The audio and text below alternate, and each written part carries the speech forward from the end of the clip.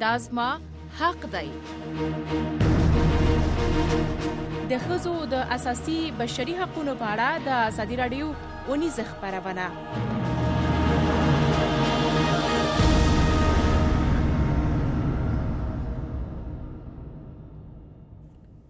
د ازادي راډیو ونیزه خپرونې د زما حق دی ته شرغلاست زملالي بشریم. د دې خپرونې تخنیکی چارې محمود ضیا منصوري پر مخ وړي. د روغتیا نړیوال سازمان WHO د اپریل په 9 نیټه چې د روغتیا نړیوال ورځ هم د وویل چې خبرو سوي اټکلونو لمخې هر کال نږدې 300,000 ښځې د امیندوارۍ یا د زیږون پر مهال د ستونزو له امله مري. تر 2 میلیونو زیات نوي زیږیدلي ماشومان د ژوند په لومړۍ میاشت کې مړه کیږي. په همدې حال کې د افغانستان د بیلابیلو ولایتونو په ځانګړې توګه د لیرو پرتو سیمو یو شمېر اوسیدونکو روغتیايي خدماتو ته د نه لاسرسي او په خپل سیمو کې د میندو او ماشومانو د مړینې د کچې له زیاتوالي شکایت کوي. د کډوالو میندو د ستونزو په اړه بیا د ملګرو ملتونو د وګړو صندوق UNFPA وايي هر ورځ سلګونو کوچنیان او ښځې چې ډېری یې امیدوار دي له پاکستان افغانستان ته ستنیږي.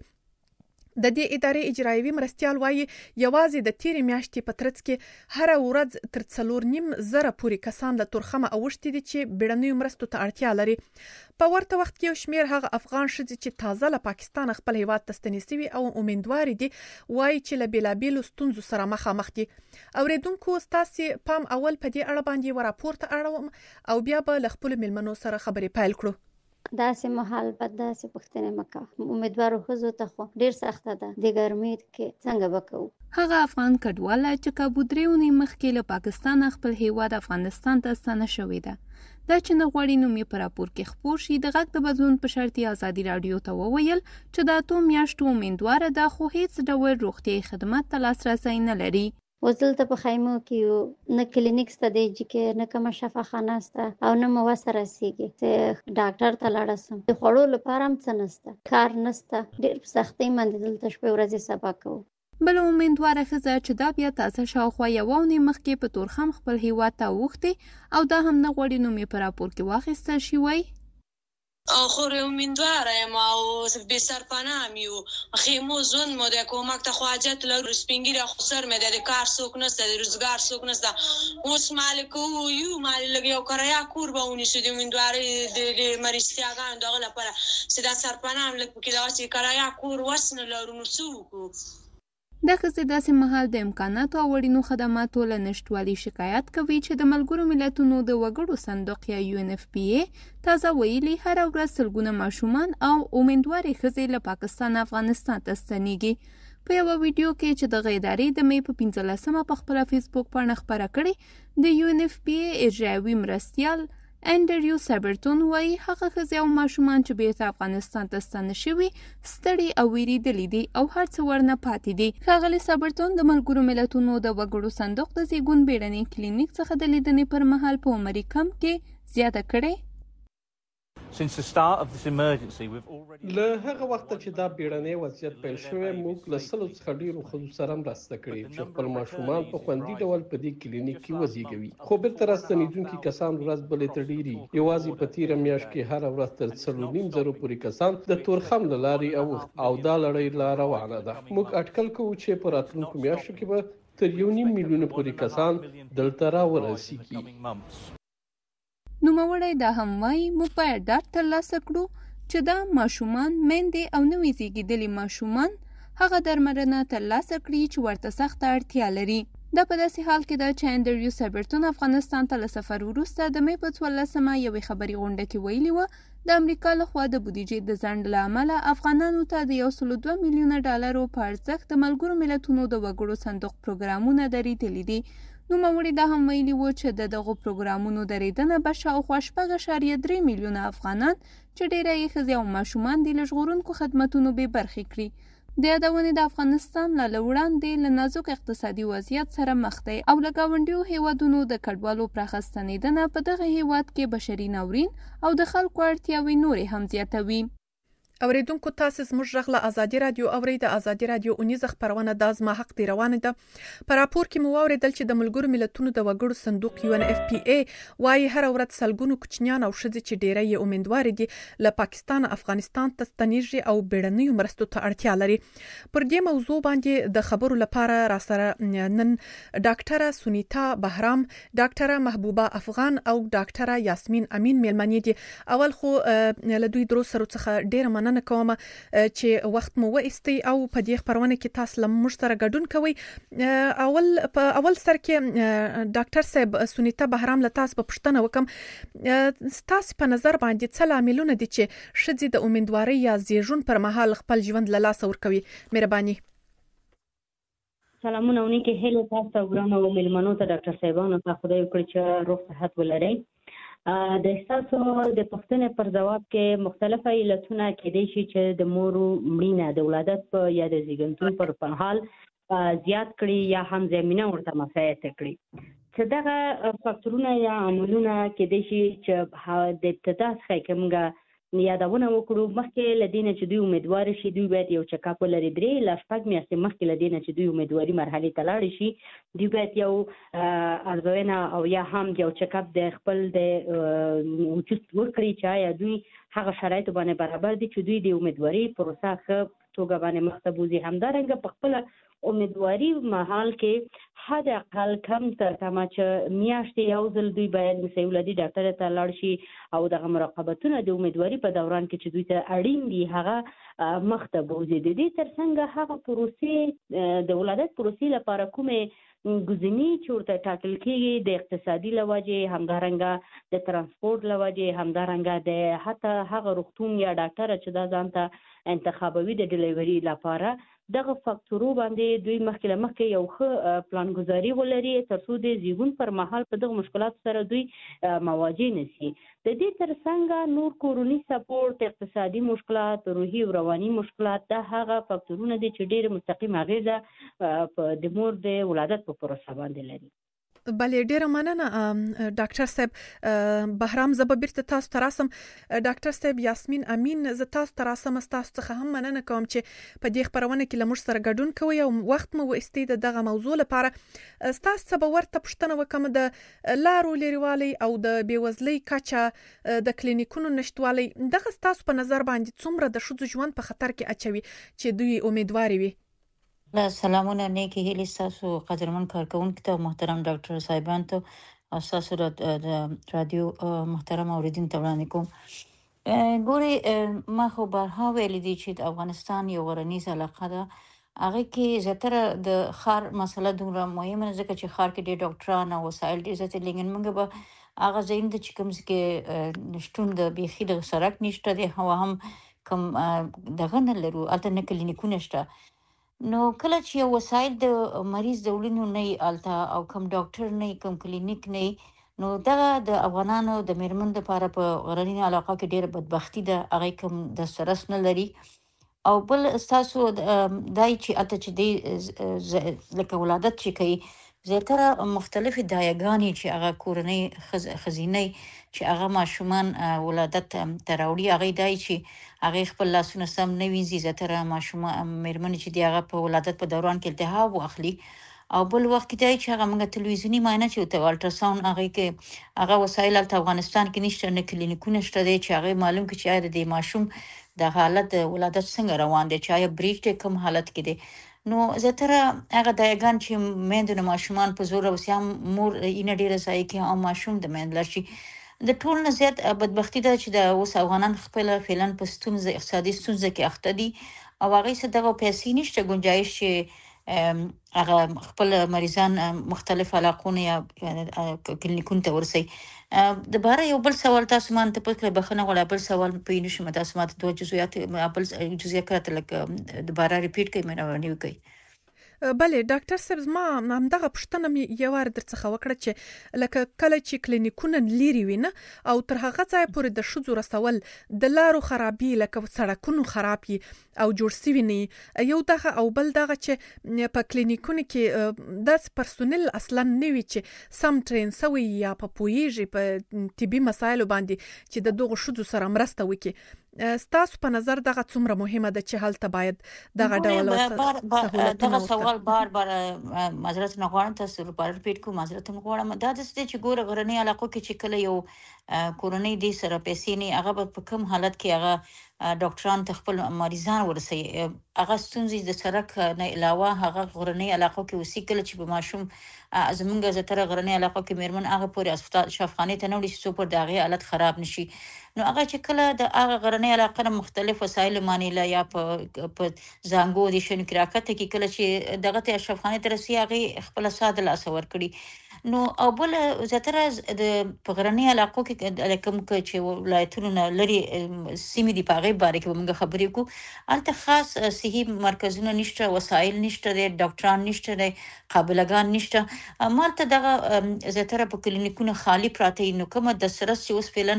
امارت اسلامي په زیاتره میرمن باندې دغه لګول بندیز لګولې په ډاکټرانو باندې او په بعضي نرسانو باندې چې هغه نشي کوي ځکه چې مخکې به ته زیاتره خارجي ادارو کومک کوي، نو هغه به ډیر زیات د سرس کو. اوس ارشه پټه پولار دي، نو دغه ډیر زیات افغانستان مخکې نه د طبي لحاظ نه په سیستم کې ډیر زیات کمزور دی په جهان کې. او کومه دا وی چې موږ په طبي په دا کې موږ باید کومک ته ضرورت نه، دا ډیر زیات اړین دی چې باید بین الاقوامي معاشره موږ افغانان سره ضرور کومک وکړي. او دا ډیر زیات بد اغیزه کوي زیاتره مېندې پر وړو مشکلاتونو وړو تکلیفونو د طبي په ولادت کې مړ کیږي چې هغه د ماشومان د فراغي نه پیسې لري نه کمای. د عام زیاتره د کمخونی د وجنه زیاتره میرمنې په افغانستان کې چې مال دلی ولادت نه فوت کیږي، او هم زیاتره چې دی په ولادت کې وینه ډیر زیات ضایع کوي. نو کله چې دی ویني ضرورت یو مریض سکیږي هغه نه وسایل نه، نو د غمډینه کچه و نور هم زیات شي. ډیر غټ اغیزه په افغانستان په سیستم مخکې و اوس هم ده. ښه مننه ډاکټر صاحب. امینزه به بیرته تاسو ته راسم. ډاکټر صاحب محبوبه افغان، تاسو څخه هم ډیره مننه چې په دې خبرونه کې لمر سره ګډون کوي. تاسو څخه به هم پوښتنه وکم چې تاسو په نظر باندې هغه کوم عوامل دي عمده چې د شذو ژوند له خطر سره مخامخ کوي د امیدوارۍ پر مهال؟ شامننه زما غږ درځي اوس؟ فکر کوم چې اوس هم زما مایک آف دی ستاسو لخوا. نه ستاسو आवाज موږ ته بيخي سم راځي، مهرباني وکړئ. مننه ډیره زیاته چې ماته بلنه راکړه د مرکه کې. او سلامونه او نیکه هیلې ټولو ملګرو ته، د ډاکټرانو سنیتا بهرام او یاسمین امین او تاسو ټولو همکارانو ته او هیوادوالو ته وړاندې کوم. د ډاکټر صاحب سنیتا بهرام یا ډاکټر صاحب یاسمین امین د دوړو خبرې سم دي. د مندو د مړینې کچه په افغانستان کې لوړه ده. اوس دې ته راځو او ټول په دې پیږي چې ولې لوړه ده او د دې لامل څه شي دي. چې لکه د دوی لاسرسي کم ده روغتيایي خدماتونو ته. نو تر ټولو مهمه د دې لپاره چې دا د موږ چارواکي یا د روغتیا وزارت ترڅو ځان په دې باندې پوي نه کیږي دا یو ډیر اهم ضرورت دی. د مور روغتیا، د ماشوم ژوند او د آینده نسلونو روزل ټول د مور په روغتیا پورې اړه لري. که من د خپل ژوند لاس ورکي یا روغتیا یې که هغه بدني روغتیا ده، فزیکی روغتیا ده، که روحي او رواني یا دماغي ذهني امراض یا مرزونه دي، دا ټول په دې پورې اړه لري. او د مندوارۍ نه مخکې، مندوارۍ په دوران کې او مندوارۍ نه وروسته او د مندوارۍ نه یوازې څو میاشتې یا څو هفتې نه، حتی ترڅو چې ماشوم یعنی 15 کلن کېږي تر هغه پورې د دې روغتیا مهمه ده چې د هغه ماشوم دیکبال وکړي. اوس ترڅو پورې چې د موږ روغتیایي چارواکي دا حقیقت تسلیم نه کړي او د دې لپاره د مندو د ژوند ژغورلو لپاره سمه بودجه یوې خواته نه کې او د روغتیایي کارکونکو د روزنې لپاره چې هغه وکولای شي چې له شارونو نه د باندې له په کلیو کې، په باندو کې، په غرونو کې چې چیرې د ډاکټرانو نسته یا چیرې روغتیایي مرکزونه یا هغه خدمات کم دي، هغه پورې دا خدمات دوی ته ورسي یا دا قابلیت یا دای په هغه کلی کې سي چیرې مندې لکه مندواره کیږي یا په دوی په خپل کلی کې دوی ته دایانې وروزي او دا دایانې هڅه نه روزل کیږي. دا د دوی لپاره د ټریننګ یا د روزلو سنټرونه د دوی لپاره پکار دي، د دوی لپاره بودیجه پکار ده. او څومره سي زمونږ مندي خو تنا د شارونو مندي تنا هغه سي یعنی اقتصادي وضعیت شدي هغه به کولای سي چې شارته ډاکټر ته ځان ورسي او یا د سي گاونډي یوادونو ته ځان ورسي د ډېر مشکل یا سختو روغتيایي ستونزو په وخت کې. خو هغه مندي سي د اقتصاد له نقطې نظر کورنۍ دومره وسنه لري یا ډاکټر ته یا شارته یا د ترانسپورت یا هغه زمينه ورته مساعده او یا د الته د دوا او درمل ورسره کافي. خو دا دوا او درمل او دا روغتيایي خدماتونه دا د دې حق دی. څنګه چې تاسو پروګرام دی دا د هر امندواري خزي په هر ټولنه کې په هر ملک کې په هر ولایت کې په هر شهر کې دا د دوی ابتدایي دا د دوی اصلي حق دی چې باید دوی ته ورکړل شي. او دا هغه څنګه کې چې د لپاره ډیر پلانینګ پکار ده او د روغتیا چارواکي کولای شي د روغتیا وزارت کولای شي چې په دې سکه پلانینګ کې بودیجه ورته اختصاص ورکړي، د غسته ډاکټرانو نه مرسته وغوړي، د سته قابلګانو نه مرسته وغوړي او د دوی ټریننګ مرکزونه بیرته خلاص کړي چې د دې مندو ژوند وژغورل شي. په دې باندې تقریبا ټول قابلګانې او ډاکټران اتفاق لري چې کم یو لامل دی چې د ژوند د مندو ژوند مندي ژوند له لاس ورکړي چې هغه یا وینه د مندواري په دوران کې یا بعد له مندواري یا انتان دی انفیکشن دی یا التهاب دی چرک نسی میکروب نسی او نور هم د جګ فشار دی یا شکر دی. خو د دې مخنیوي به صرف حالت کېږي چې موږ روغتيایي کارکونکو ولرو، خزینه کارکونکو موږ کلچر د اجازه نه ورکوي موږ خزو ته یا دوی خپل نه غواړي چې نارینه ته خپل روغتيایي ستونزې ورسره بحث پیوکي یا ورته وایي. نو دوی یوازې یعنی زنانه یا خزینه روغتيایي کارکونکو د دوی لپاره پکار دي په هر سطح سي له ډاکټر رانیولې بیا تر قابلو پورې تر نرسانو پورې تر رادیوګرافر پورې تر فزیوتراپیست پورې او تر لابراتوار ټیکنیشن پورې تر دایانو پورې ټول زموږ خزینه روغتيایي کارکونکو په کار دي چې د خزو ته یا د مندو ته لمندوري نه مخکي مندوري په دوران کې او بدله او د زیګون په وخت کې او بدله زیګون نه دوی سره مرسته وکړي. ډیره مننه ډاکټر صاحب. زه به بیرته تاسو ته راسم. یو څو اوریدونکو هم را سره دي، دوی هم پښتني لري. اول به د دوی پښتني واخلو بیا به بیرته د خپل میلمنو سره خبرو ته دوام ورکړو. اول اوریدونکو را اخلم، مهرباني وکړئ. آزادي رادیو ده. ملالۍ خورکې سلامونه تاسو او د آزادي رادیو ټول محترم اوریدونکو ته وایم خدا پاک دې وکړي چې روغ جوړ وایست. وعلیکم سلام. ډیره مننه چې تاسو زنګ راوهلې دي. د اوریدونکو او زموږ د میلمنو ډاکټر صاحبانو په خاطر باندې که تاسو خپل نوم وایست او پښتنه مهرباني. الله دې خوشاله که خورجانې ز تاسو مشنه اوریدونکو عبدالحد تعلم د هلمند ولایت څخه نو ملالۍ بشیر خور د ډیر وخت کې خبرونه تنه راغلي. خوشاله سم چې د خپل ټلیفون د طریقې تاسو غوړم خورجانې نو تعلم د هلمند ولایت څخه ورکي. اتل صاحب مننه چې تاسو زنګ راوهلې دی او دا چې تاسو وخت وایستئ د دې خبرونې اوریدو ته او په دغه کې د ګډون لپاره. زموږ د ډاکټر صاحبانو څخه د میندو د ژوند او د دوی د ژوند ژغورلو په اړه باندې تاسو پوښتنه لرئ. الله دې خوشاله که. یو سلام تاسو میلمنو ته وایم ډاکټر صاحبان ته خورجانې واقعا دغه د مور ماشوم کوم مړینه چې د مثال د خبرې په دغه سیمو کې زیاته شوې ده. نو زموږ د خپل حکومت څخه خورجانې لکه په نورو خبرونو کې چې مغوښتنه کړې ده بیا مغوښتنه د خپل حکومت څخه دغه ده چې روغتیایي مرکزونه باید خلاص کړي. دلته ملالۍ بشیر خور د زموږ د هلمند ولایت د ګرمسیل په ولسوالۍ سپار حوزه کې د تیر اوته د نسایي ولادت څنګه یو ډاکټر متخصصه وفات ول نو خدای دې شور تر وکي. نو دا حکومت کور ودان بر تاغه ودانه وفات ور دوی دانه نور راويستل چې د ولایت څخه راويستي سیتانیه ولا راويستي خو په کرا راويستي دي. زموږ د خپل حکومت ملالۍ بشیر خور د کوشرور په صفات بیان دا غوښتنه ده چې دغه د مور ماشوم کوم بلنه چې ذاته سوي ده مثال د خبرې دغه بایجان نن څه سبب نه یو د خلاصي خورجاني مرګ لري ژوند لري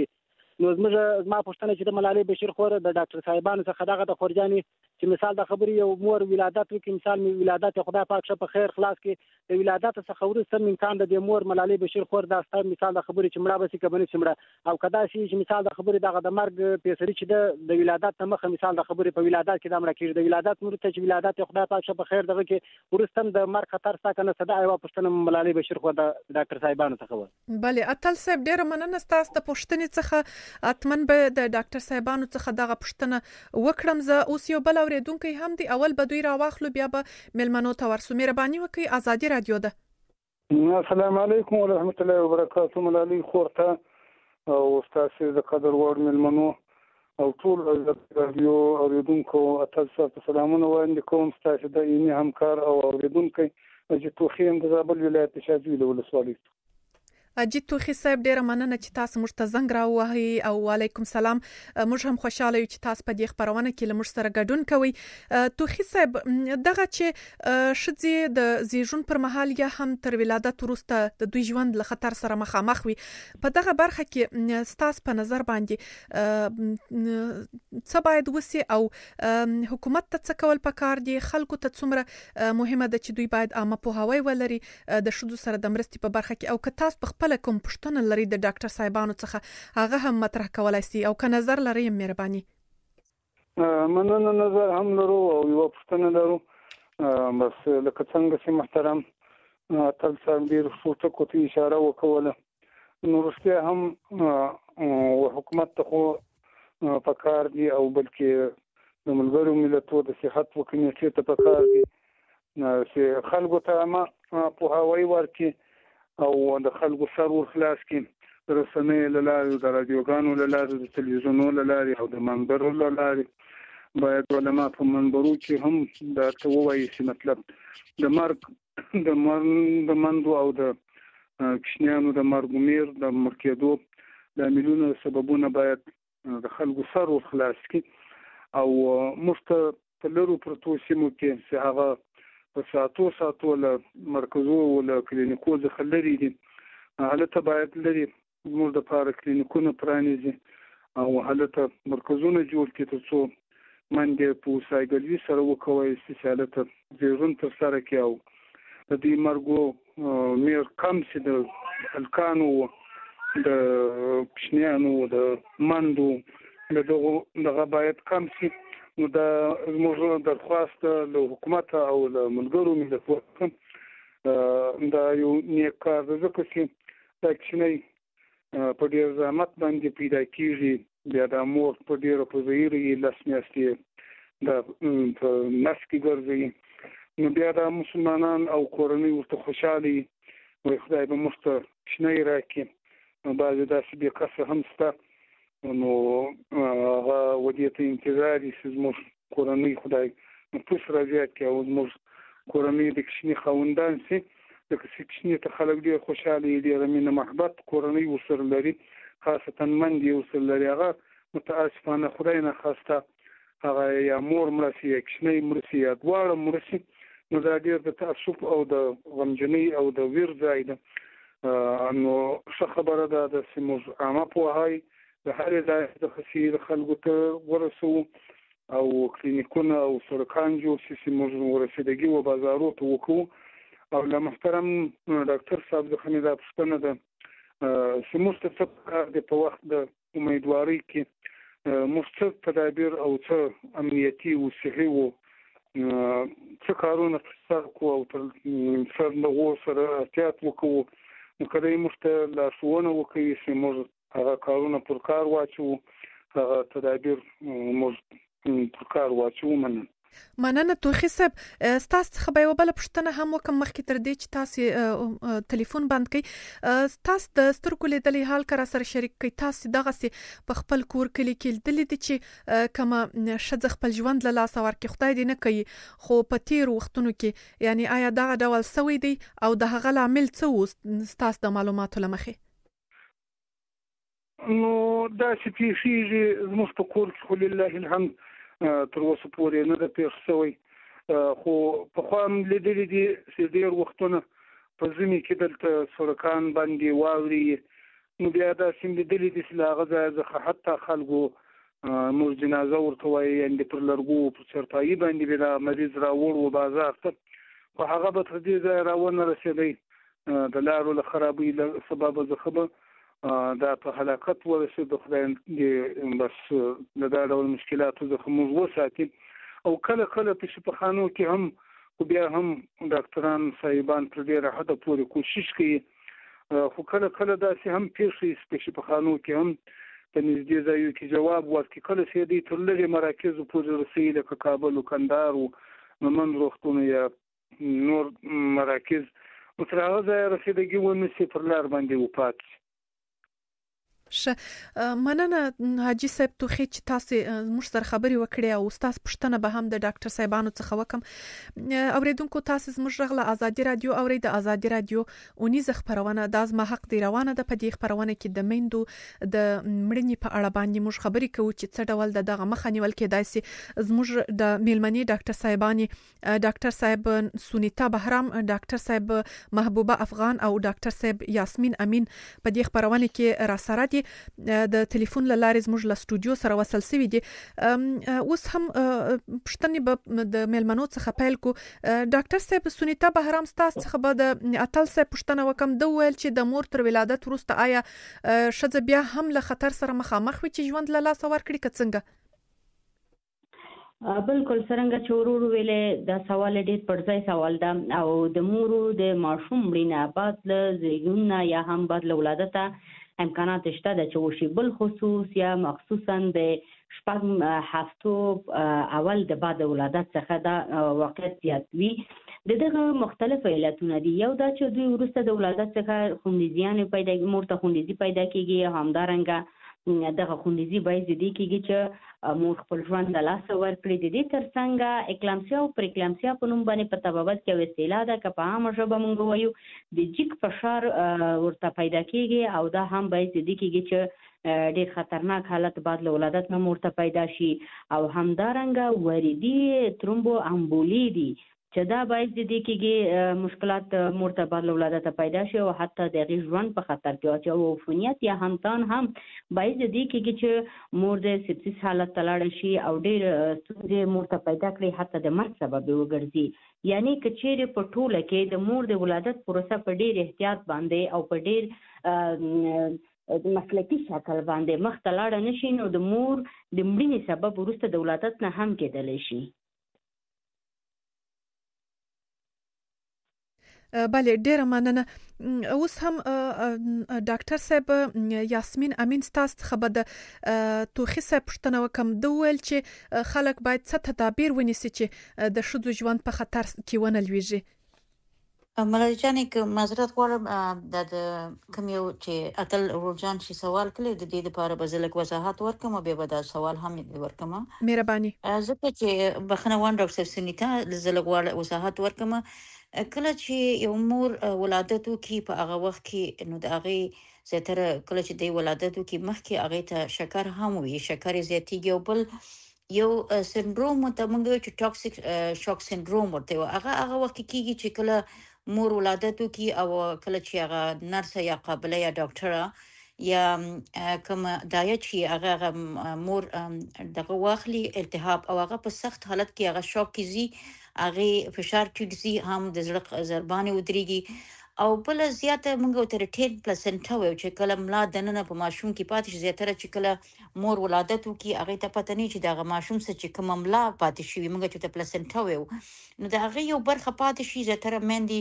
بیروسته دغه التهاب کوي خونریزي کوي او دغه سبب کیږي چې په ماغه د اولنې ورځ نه د مور سبب د مرګ شي او بل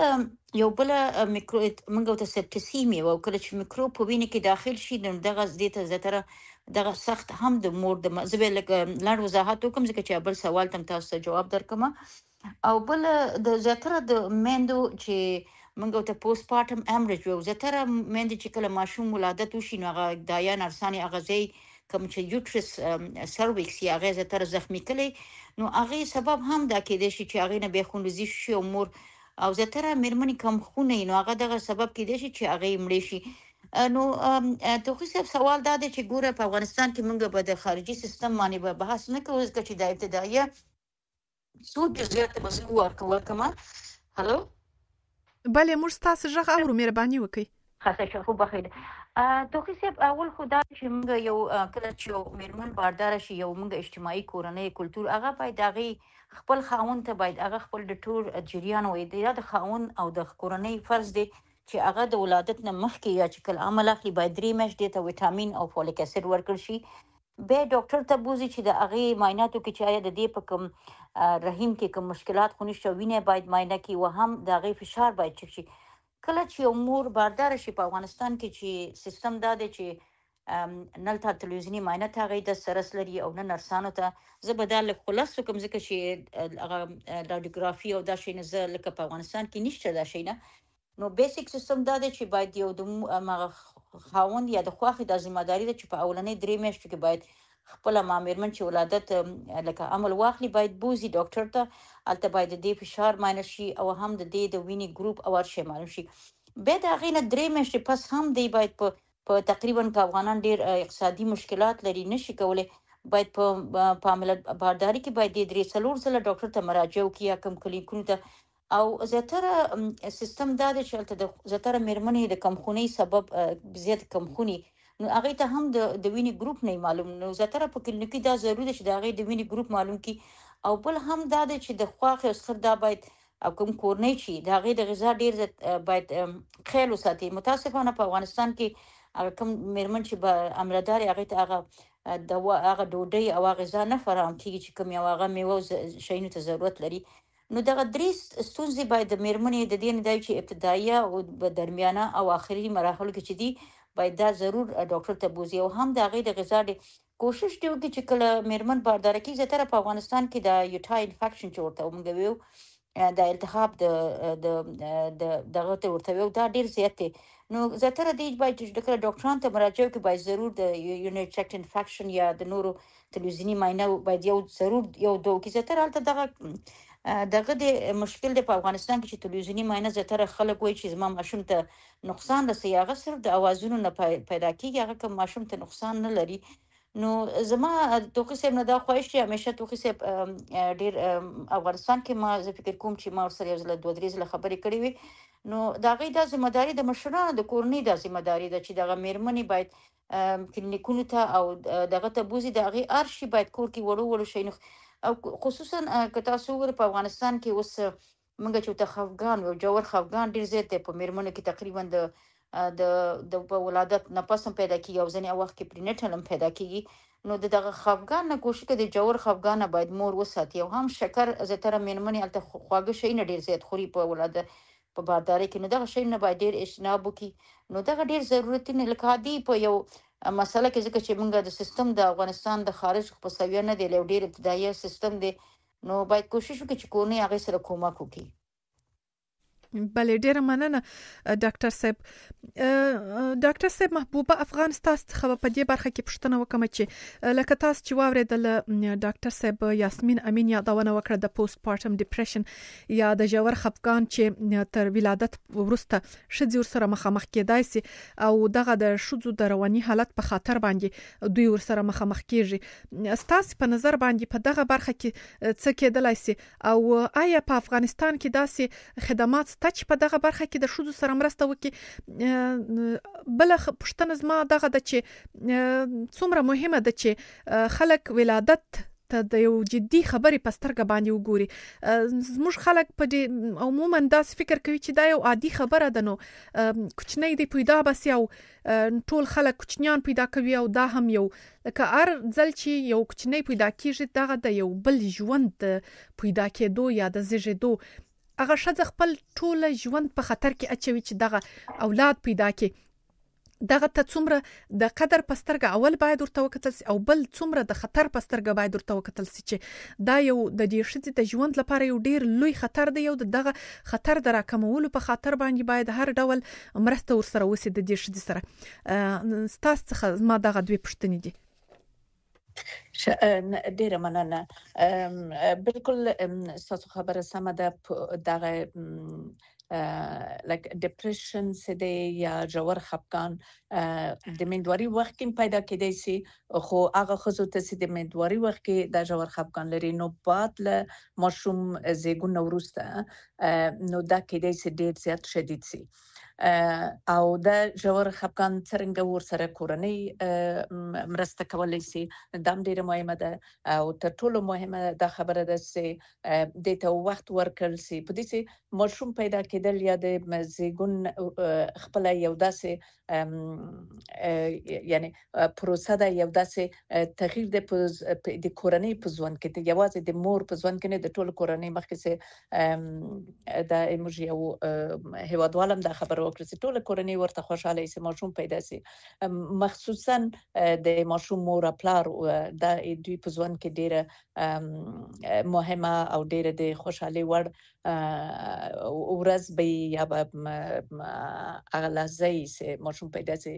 خو کله کله د جوړ خپګان خپل یو ناروغي ده او دا باید د مور او د ماشوم پلار خاوند او کورنۍ خپل او روغتيایي کارکونکو له چا سره چې دوی تماس لري هغه ټول باید د حقیقت تسلیم کړي چې دا یو ناروغي ده دا د سند سه خدا نه خواسته د ذهني حالت خراب ده دا یو ناروغي ده چې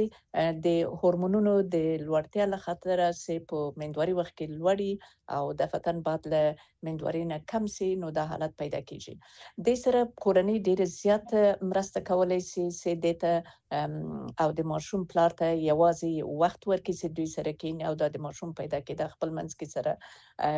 په خوشي توګه په خوشحالي سره ون منځي او دوی ته پاملرنه وسی او د دوی د خوراک پاملرنه موسم څنګه چې مخکې ډاکټر صاحب یاد کړ خو د دوی خبرو تم باید غوږ ونیول شي د دوی کدا اشتیاق کمی باید لدینه پښتنه وسی وخت ورکړل شي چې خبرې وکړي چې ولې ته اشتیاق کم ده سدا څنګه احساس کوي کله دې ته به خوبي پیدا شوی نو باید لدینه پښتنه وسی او د ته وخت ورکړل شي د خبرې واوري سدا څنګه احساس کوي دا د احساس خپګان کوي دا احساس دی یوازې توپ کوي او بل دا د سي مخکې سمو زیاده کړ ځینې ویټامینونه هم ډیر مهمه دي چې باید وخت سي هغه د جوړ خپګان کمی لکه ویټامین ډي او د نور ویټامینونه چې د وجود لپاره ضروری دي او که چیرې دا تر شپږو هفتو یا تر 2 میاشتو د دې جوړ خپګان زیات وخت نیسي نو هغه وخت چې باید ډاکټر ته مراجعه وکړي او د دې یعنی ناروغي په شکل په دې چې اکثره دا په خپل ورو خکېږي او برطرف کیږي خو په 10% واقعاتو کې دا پاتې کیږي بعد له 2 میاشتو او هغه وخت باید ډاکټر ته مراجعه وکړي کېدای شي ځین دوايانو ته ضرورت پیدا شي دا یو پرشنه بل پرشنه تاسو بله زه فکر کوم چې د ډاکټر صاحب افغان رابطه له مشترکات سو موږ هڅه کوو چې دوی بیرته وصل کو د استودیو سره ډاکټر صاحب سنیتا بهرام ستاسو څخه بل پښتنه کوم تر هغه وخت پورې چې ډاکټر صاحب افغان بیرته زموږ د استودیو سره وصل کیږي تاسو دغه د خپل سترګو لیدلې حال کرا سره شریک کی په افغانستان کې د شذو د وضعیت په اړه باندې چې د دوی حالات څه ډول او بل بله په بخښنې سره ډاکټر صاحب محبوبه افغان زموږ سره بیرته وصل شوی دا اوریدونکو پښتنه به بیرته تاسو وکم افغان صاحب بیا به ډاکټر صاحب سنیتا بهرام تاسو ته راسم ډاکټر صاحب تاسو څخه دغه پښتنه وکړه چې زموږ خلک اصلا په عموم کې دغه د اولاد زیږیدل دومره جدي نه ګڼي دوی فکر کوي چې دا یو عادي پروسه ده او تیره بسي څنګه باید یعنی دوی ته تاسو دغه زغړم چې تاسو دوی ته وایي چې دغه یو عادي خبره نه ده دوی باید ورته په جدي سترګو وګوري او یو شذ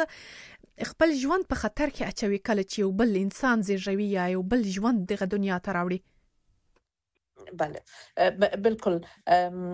تاسو خبره بالکل سمه ده. د مندواري په وخت د مندواري که زه وایم له شروع نه له اولو درې میاشتو نه رانیولې تر تقریبا شپږ هفتو بعد له زیږون نه دا ټوله هغه دوره ده چې د مور ژوند له ډېرو خطراتو یا ګواښ سره مخامخي. د مندواري په اولو درو میاشتو کې د دې په وجود کې هغه تغیرات راځي، د دې د وجود په هغه فزیولوژي کې ډېر تغیرات راځي. مثلا د دې وینه زیات د وینې حجم زیاتېږي، په زړه باندې فشار راځي، په رګونو باندې فشار راځي او د دې په یعنی شجو باندې فشار راځي. نو ډېر زیات تغیرات او د دې هغه ایمیون یا د معافیت سیستم کې یو څه تغیرات بیا وروسته راځي چې دا ځکه له التهابونو یا انتانونو یا میکروبونو ته ډیره زیاته وجود حساس دغه تغیراتو له وجه نه سي د دفاعي سیستم سم لکه بدلون پکې راسي. نو دا ځکه چې یو عادي ناروغي یې په دې کې ډیره شدیده کېدای سي او همدارنګه ځینې نورې ناروغیانې د لکه شکر مخکې نه درلودو اوس کېدای سي د مندواري په وخت کې شکر پیدا سي بعد له 15 میاشتې او که د پخوا شکر اوس د دې شکر کېدای سي نورم زیات سي، که د دې مخکې لوړ فشار اوس دا نورم د دې وجود یا رګونه یا د دې ټول هغه سرکولیشن یا د وینې دوران بیا هم له د لوړ فشار له خطر سره مواجه کیږي او دا یو بل مرض چې موږ پریکلامسیا او اکلامسیا ورته وایو، هغه د لوړ فشار د وجه نه منځته راځي، هغه په ګردو باندې هم ډیر تغیرات راځي. نو ځکه دې په د وجود په فزیولوژي کې ډیر تغیرات راځي او ډیر مرزونه چې هغه مخکې موجود ول د مندواري نه مخکې هغه شدیده کیږي، زیات خطرناک سي او یا داسې کله کله د ناروغیانې د ستنه د زیږون د مندواري په وخت کې پیدا کیږي. نو ځکه او خپل زیږون یو ډیر زیات مغلق پروسه ده په دې باندې یعنی د مور ژوند ځکه له خطر سره مواجه کیږي چې په دې کې کېدای سي وینه ډېره زیاته ولاړه سي، کېدای سي د کې التهابات دا دوه ډېر هغه عام لامل دي چې د موږ په هوادونو کې دي او په دې هوادونو کې چې لږ پرمختللي دي په دې کې بیا د رګونو کې وینه غوټه کېدل او بیا هغه شې ته ولاړ سي، بیا د مور د مړینې یا د مرګ سبب ګرځیدای سي او لوړ د وینې لوړ فشار، شکر مرض، د ګردې مرزونه او د جګر مرزونه چې هغه ودونو کې کېدای سي موږ په ودونو کې یې پیژنې نه خو دلته ډېر زیات نه یوازې د مور بلکې د ماشوم د ژوندم له خطر سره مواجه کیږي. نو ځکه د دوی پاملرنه د مندواري نه مخکې شروع کیږي، بیا مندواري په دوران کې او بیا مندواري نه وروسته د روغتي کارکونکو لخوا ډېر ضروری ده. د دوی کم خونه د مندواري په دوران کې نو دوی د زیږون په وخت کې به دوی ډېر زیاته وینه له لاسه ورکړي، نو هغه د مندواري دوران کې کې دوی کم خوني علاج ونسي او سم نسي نو دوی ژوند زیات له خطر سره برابرېږي یا خطر سره مخامخ کیږي د زیږون په وخت کې. نو ځکه د زیږون د پروسې د تیاری لپاره نو مندواري وخت کې د دې پاملرنه ډېره مهمه او ضروری ده. بله ډېره مننه ډاکټر صاحب افغان. زه به بیرته تاسو ته راسم. اوس هم یو اوریدونکو زنګ راوهي، اول به د دوی پښتنه راواخلو بیا به بیرته ملمنو ته راسو. مهرباني وکړئ، آزادي رادیو ده. السلام علیکم. وعلیکم سلام. تاسو که خپل نوم ووایاست او دغه چې زموږ د ډاکټر صاحبانو ملمنو څخه تاسو کومه پوښتنه ده مهرباني؟ طلا محمد عادل د روزګان څخه دغه موږ د خواهش دي دغه چې څوک یې زنانه یې معنا رنګ جړی خوراک شي نه کوي د وندروي په وخت یا دغه سي نو دا کوم د دې تداوی به څنګه وشي؟ مننه عادل صاحب چې تاسو پښتنه وکړله. تاسو ټلیفون یو ورله مقته کوي زب د اغلی بهرام صاحب څخه دغه پښتنه وکم دوی کې د تاسو نور پښتني هم ولري. ډاکټر صاحب بهرام تاسو کولای شئ چې د عادل صاحب سره مستقيمي خبري وکړي د پښتني ته تاسو جواب لري یا کوم نور پښتني د څخه کوي فالو اپ. او بخیر د عادل صاحب پښتنه ما ونه شنیولای کولای شي یو ریپیټ کړئ. بله ډاکټر صاحب عادل صاحب ویل چې کله چې شذ یعنی رنګ جړ سوی وي او ضعیف وي د امیدواري پر مهال باندې دغه څه وجوهات کېدلای شي. که تاسو د دوی څخه تعقیبي پښتني هم لري مهرباني دوی په ټلیفون کې دي. عادل صاحب رنګ زیر شوی یا هم ګندمي رنګ ته قهوه‌ای لکې ورته پیدا شوی دي دغه موږ ته یو تفکیک کړی ښه یعنی رنګ زیر شوی ده په واقعیت سره او یا هم د خاکستري یا تورې لکې ورته غورځېدلې دي د سترګو حلقې ورته پیدا شوي دي. ډاکټر صاحب بخښه کوه رنګ ژیړ ډوډۍ کم خوري دا معنا کم برات مستفو ما وخت ده مهرباني ډاکټر صاحب مهرباني. په ټول کې د عادل صاحب پوښتنه ته موږ داسې ځواب ورکړو چې یو د دوی مریض چې ده په امیدواري محل کې یا هم په امیدواري کې دوی سم اشتها نه لري خوراک سم نه کوي نو چې کله د دوی خوراک سم ونه وسي طبعا د دې بدن ضعیف کیږي او لازمه ویټامینونه او منرالونه همدارنګه څه چې ورته ضرورت یې هغه نه رسیږي د دوی بدن د ضعیفوالي سره مخامخ کیږي. کله چې دوی ضعیف شي نو دوی حتما رنګ به زیړو بخونده غونته وړي او همدارنګه کمغوندني سره به دوی مواجه شي. نو د دې لپاره چې د دوی اشتها نشته ده او خوراک سم نه ده دوی یو خو د هورمونونو د تغییراتو له وجې چې په امیدواري کې دا یو فیزیولوژیک پروسه ده رامنځته کېږي د دې ترڅنګ دوی ته یو څه نښې او نښانې زیاتېږي د دلبدۍ او استفراقاتو بې اشتهایي او کسالتو یعنی تنبلي دا ورته پیدا کېږي. دوی که چیرې د مریض په دوامداره شکل باندې همداسې خوراک کم وي حتما د هم نسایي ولادي ډاکټر ته حتی داخلي ډاکټر ته د خپل مریض بوزي تر څو ورته تشخیص شي چې د معدې مشکلات لکه د معدې میکروب یا ایچ پایلوري همدارنګه نور د معدې اسید ورته چک کړي او هغه فاکتورونه چې د بې اشتهایي د عمل کېږي هغه ورته ټریټمنټ یا هم تداوي کړي تر څو د دوی مریض بیرته پر خپل حال باندې یو څه ناڅه سم شي. په کور کې دوی ورته کولی شي هغه خوراکي توکي چې مور ورته ډېر تمایل لري یا امیدواره مېرمن ورته د دوی مریض چې ده تمایل لري هغه ورته مهیا کړي او د دوی د خپل دغه مېرمن چې اوس خوراک سم نه کوي کوشش دې وکړي چې لکړي تریخ تروش شیانو څخه یو څه ډاډګیرنه وکړي او د دې ترڅنګ خوراکي توکي چې لکه موږ تاسو په عام شکل 2 وخته یا 3 وخته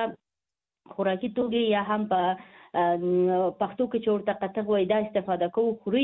امیدواره مور دې همغه 3 وخته 4 وخته 5 وخته د خوري لګ لګ د خوري زر زر خوري ځکه امیدواري دوی ته خپل دلبدي او بشتهي پیدا کوي دوی نشي کولای په هغه مقدار توقع چې د دوی کورنۍ تر لري چې باید دوی خوري یا خاوند ورنه توقع لري په هغه مقدار نشي خوړلای او همدارنګه هغومره د دوی بدن ته چې ضرورت ته دوی په یو دم خوراک سره دغه کمبودات نشي پوره کولای. نو چې دوی ښه خوراکونه کړي د دوی بدن ته د ویټامینونو کمبودوالی پیدا کېږي کمخوني پیدا کېږي منرالونه په بدن کې کمیږي او دا خپله باعث د دې کېږي یا علت د دې کېږي چې د مور په مخ باندې هم زیړوالی پیدا شي او هم چخاڅه پورته وای او هم تورې لکې یا قهوه‌ایي لکې د پزې په سر په غومبرو باندې په ټنډه باندې په زنه باندې په دې قسمتو کې ورته پیدا شي حتی د زړه ټکان او بېخوبي او عصبانیت به ورته پیدا شي چې دغه ټولې نښانې دي همدې دي چې دوی مناسبه رژیم غذایي یا هم تغذیه مناسبه نه ده او باعث د دې شوي دي چې دوی ته دا مشکلات پیدا شي. ښه خبره ده چې دوی حتما یو ډاکټر ته مراجعه وکړي تر څو د ستونزو ته په سمه توګه رسیدګي وشي. ډاکټر صاحب زه به یو تعقیبي پوښتنه درڅخه پسې وکم. دغه د آر بي سیز هیموګلوبین د کمښت لامل چې په عامه ژبه کې ورته کمخوني ویلای سو،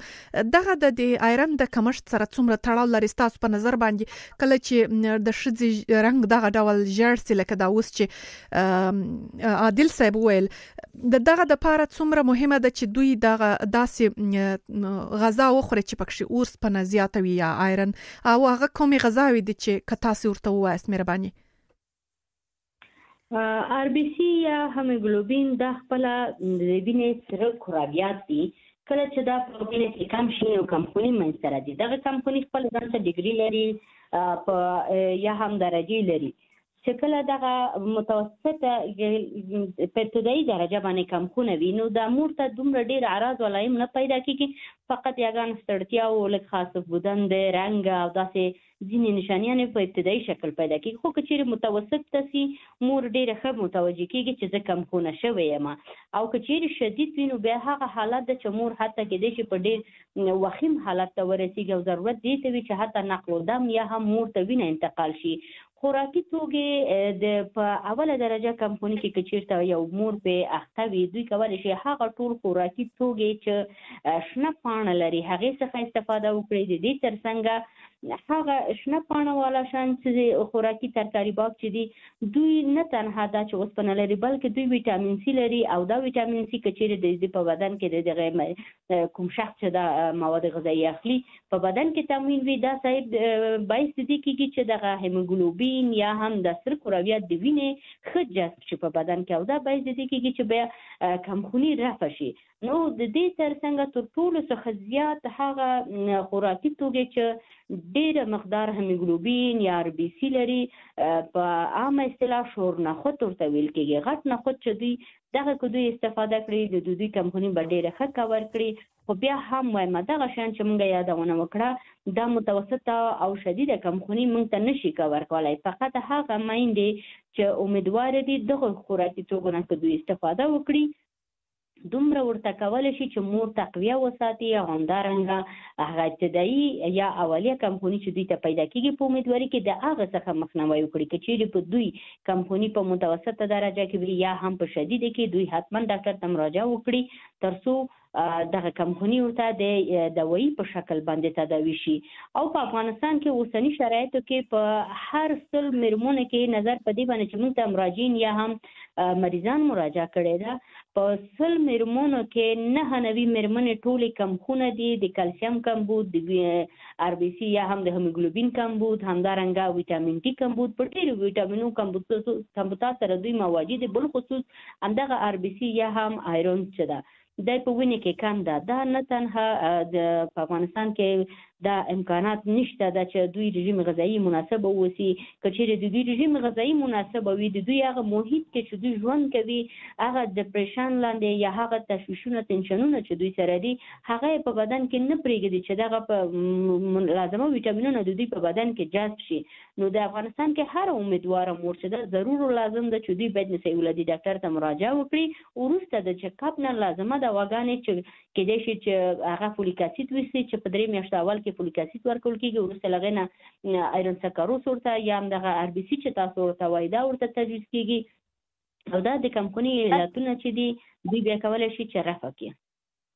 بله ډیره زیاته مننه ډاکټر صاحب بهرام چې تاسو په دې برخه کې معلومات ورکړل. اوریدونکو تاسو زموږ غږ له ازادي رادیو اوري د ازادي رادیو اونیزه خبرونه د زما حق دی تاسو واوریدل. زموږ نوري پوښتنې هم دي چې هغه مو هم باید مطرح کړي وای، خو چون چې وخت اجازه نه راکوي د دې خبرونې وخت پای ته رسیږي. له ډاکټر صاحب سونیتا بهرام، ډاکټر صاحب محبوبه افغان او ډاکټر صاحب یاسمین امین څخه ډیره مننه کوم چې دوی وخت و استي او په دې خبرونه کې له موږ سره ګډون کړه او د اوریدونکو پوښتنې ته هم ځوابونه ویل، او د اوریدونکو څخه هم مننه چې تاسو له موږ سره تماس ونیوي او خپل پوښتنې مو زموږ له میلمنو سره مطرح کړي. اوریدونکو بل اونۍ به بیا له تاسو سره تر بیا مو پر خدای سپارم.